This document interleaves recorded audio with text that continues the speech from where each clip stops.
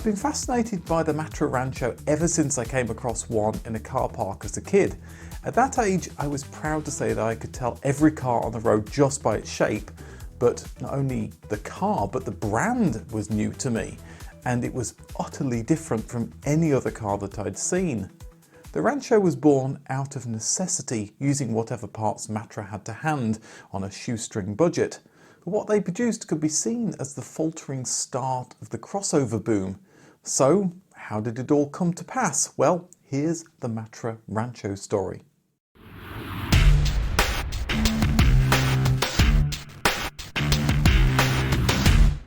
Matra was founded as an aircraft company in 1945. Matra is short for Mécanique Aviation Traction, but in 1963 they began manufacturing sports cars with the purchase of Automobile René Bonnet.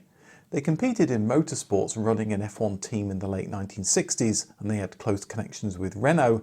That all changed in the early 70s though, when Matra sold their automobile division to Chrysler. The American car maker was already manufacturing mass-produced cars in France under the Simca brand, so it made sense that the 1973 Bagheera sports car was sold as a Matra Simca, so some of that sports car sheen rubbed off on the Simca brand. Maybe that's why the Simca 1100 got a sports makeover as the TI in 1974, becoming arguably the first hot hatch.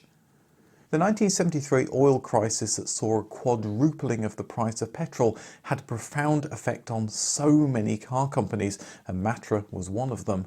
Their livelihood was sports cars and they expected demand to crater, so searched around for another project to work on. The Bagheera had been well received, so thoughts turned to another Simca collaboration. It needed to be something that could be sold alongside Simca's other cars, but with little money on hand, it needed to be cheap to develop. Maybe Matra could modify one of Simca's cars into a new type of vehicle that could sell in this new era of austerity, producing it in their low-volume factory.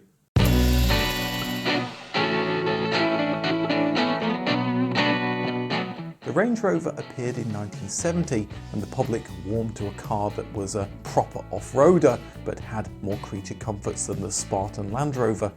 In 1973, Simca of Spain showed off the practical 1200 Campero that was built on the Simca 1100 pickup platform. The Campero was a homemade affair, but it held promise. What if Matra could make something like a Range Rover using the Simca 1100 pickup platform, a sort of French Range Rover or Rover de Range? Their vehicle would be lighter, with a Matra sports car polyester and fiberglass body, so wouldn't need that thirsty V8 engine that was threatening Range Rover sales after the 1973 oil crisis. Work began giving the 1100 pickup four-wheel drive, but development proved to be too expensive. No matter, Matra had one clear advantage over the Range Rover: price. By using spare parts, the car should be far cheaper as well. The team took the brakes from the new 1100 Ti and the gearbox and larger 1.4 litre engine from the 1307. The inspiration for the shape may have come from the Simca 1100 VF2 delivery van with its high cargo area, but at the same time the stylists managed to use a lot of the existing parts from the Simca range, so the windscreen, doors, front wings, bonnet all came from the 1100. The Range Rover was obviously foremost in their mind, as the car included body mouldings both to hide its humble origins and give it a little off-roading beefiness. The high-sided rear even had the look of a future Land Rover Discovery. It made sense to reuse a lot of the interior from the 1100 as well, such as the seats and the dashboard. That's something that would become more popular with car makers to lower development costs, reduce inventory, and so make the car less expensive. With a high roofline, the rear seats were 10 centimeters higher to give them a sense of adventure. Half-completed 1100 pickups with unpainted bodywork will be shipped from Simca's factory in Poissy, the 130 miles south, to Matra in the middle of France to create this new faux off-roader.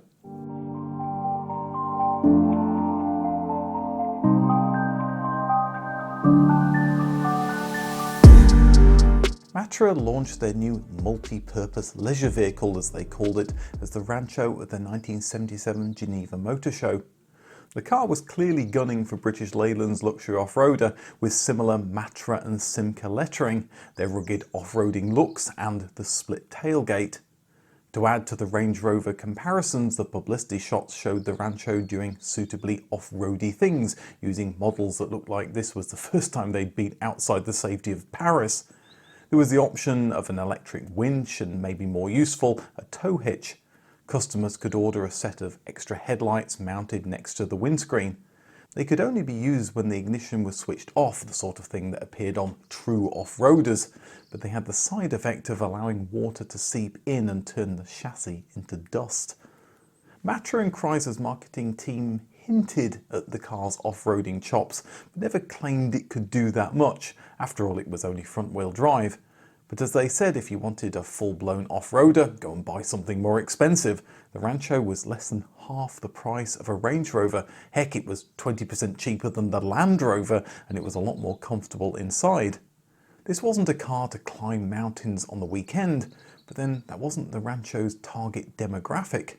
This was for people who wanted to go camping or take their small boat to the lake, and things like a sump guard and higher ground clearance made it perfectly able to tackle bumpy dirt tracks that could wrong-foot regular vehicles. This made it similar to cars like the 2CV that had been doing this sort of thing for years. But the Rancho had a level of comfort and off-roading looks that hadn't been seen before. It was practical as well. With the rear seats folded, the loading space was over 2 meters deep, and with a high rear there was a massive 2,200 litres of boot space, nearly as large as the Range Rover and bigger than many modern cars. On top, Matra included a roof rack, partially to give it even more storage, but also to hide the top bulge that might add cargo space, but also made it look a bit like a delivery van from certain angles, not the sort of comparison that Matra was going for. Some in the press took a glass half empty approach to the car. Why have a car that wasn't any good off-roading yet didn't offer many of the benefits of regular on-road cars with its high tippy suspension and worse fuel economy? Some took a glass half full approach. This was a car that handled much better on regular roads than off-roaders, but if you needed some light off-roading, then the Rancho was more than up to the task. All at a good price. This is a debate that rages on to this day with modern crossovers. Some thought the car was a little slow, particularly with its really bad drag factor, but then some people thought it was quite good, thanks to the relatively large engine and its lightweight body. It would be easy to get the handling wrong on a car like this. Too soft and it would wallow on tarmacked, twisty country lanes. Too hard and it wouldn't work well on dirt tracks. But Goldilocks would have loved the Rancho. Many journalists felt the suspension was just right. It might be less than half the price of the Range Rover, but that wasn't to say it was cheap compared to normal cars. After all, Matra produced it in small quantities. One way to make it less, at least in France, was to order one without a rear seat. That made it qualify as a commercial van, so it was subject to less tax. Matra swapped the steering wheel to the other side in 1978 and began selling it across the English Channel and also into Ireland.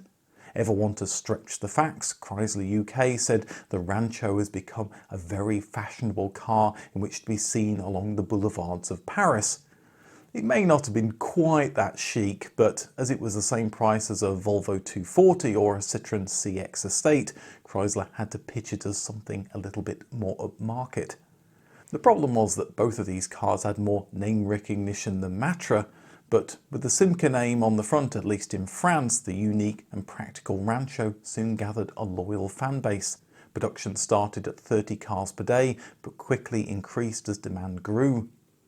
There were hopes to add a 1.6 litre engine to the lineup to give the car a much needed boost in power, but maybe due to cost issues that never happened.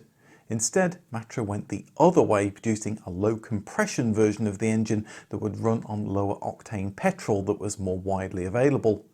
To help on muddy roads, they also offered a limited slip diff. The future looked rosy for the Rancho, but not for Chrysler. With financial problems back in Detroit, the American car maker sold the European operation to Peugeot Citroën, and that included the Rancho. It was rebranded as the Talbot Rancho to avoid using the Chrysler name. Other car producers took notice of the Rancho's success. Coach builder Huye also modified the Simca 1100 pickup into an off-roader that couldn't off-road as the Wind. Despite its Talbot badge on the back, Chrysler Europe, now Talbot, wanted nothing to do with it. So if you wanted one, you had to ask Huye to convert one for you. Sales were understandably very, very low. Mainstream car companies also looked at producing a Rancho competitor. Peugeot's design was the first, sketching a conversion of the 504 pickup in 1979. Next up was Citroën in 1981, producing a beefier version of the CX Estate with roof rails. Unfortunately, neither car went into production. The Rancho became more practical with a camper bed option for weekend breaks in the wilderness, or a rear seat in the boot that meant the car could now seat 6 people. Or you could still remove all the rear seats and open a small home removal business. In 1981, Matra launched the Rancho Découvrable. This removed the rear windows, roof and upper boot hatch and replaced them with canvas panels that made it look like something people would use on a safari.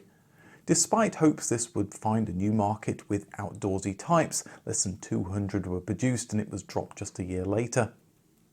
The Range Rover was moving upmarket with a Vogue Special Edition, and the Rancho gave it their best try with the Rancho X.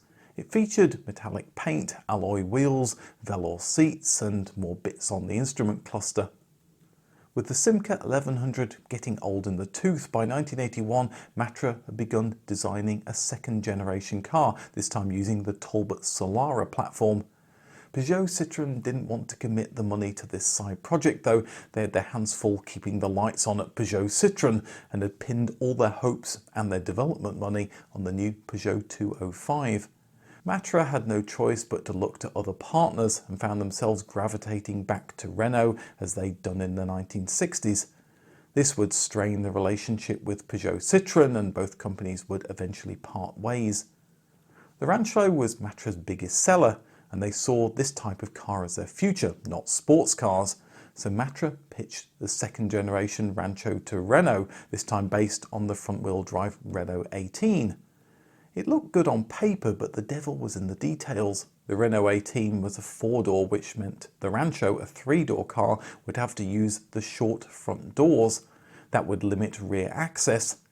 They could have used the longer doors from the Fuego that shared the same platform, but that was a relatively low car, the opposite of the tall Rancho, so those doors would have looked very strange. In any case, Renault had its eyes on a second idea that Matra pitched to them, and there wasn't the resources to develop both cars. Whilst under Chrysler, they'd been working on a minivan concept. It's still unclear if this was related to the work Chrysler were doing in the States to produce their own minivan. Matra saying no, it was purely their own idea, but they might not have wanted to be sued for taking Chrysler's ideas, or they may have just wanted all the credit. Whatever the origins, by the early 1980s they developed it into their own minivan concept that Renault loved. The car would appear in 1984 as the Renault Espace, and the rest is history. Matra estimated that they could sell 25,000 Ranchos, which would allow them to turn a profit. To make way for the Renault Espace, they ended Rancho production in early 1984. The remaining stock was sold until early 1985. The grand total sold was 56,000 cars, not a massive quantity, but better than expected, and it was profitable. If Matra or parent Peugeot Citroën had persevered with the Rancho, this type of car may have caught on sooner. But Matra was preoccupied, quite rightly, on producing the Espace, a car that went on to sell in much bigger numbers than the Rancho. Certainly if someone could have produced something like the Rancho but with all-wheel drive, they might have carved out a useful niche in the market, just like Subaru have done. By trying to copy the Range Rover with a part spin special, Matra, maybe unwittingly, created a whole new category of vehicle that went on to become very popular. If you like the story of the Rancho, you might like my video about its inspiration, the Range Rover, or another practical car that had a short life, the Fiat Multipla. Thanks for watching, and I'll see you in the next video.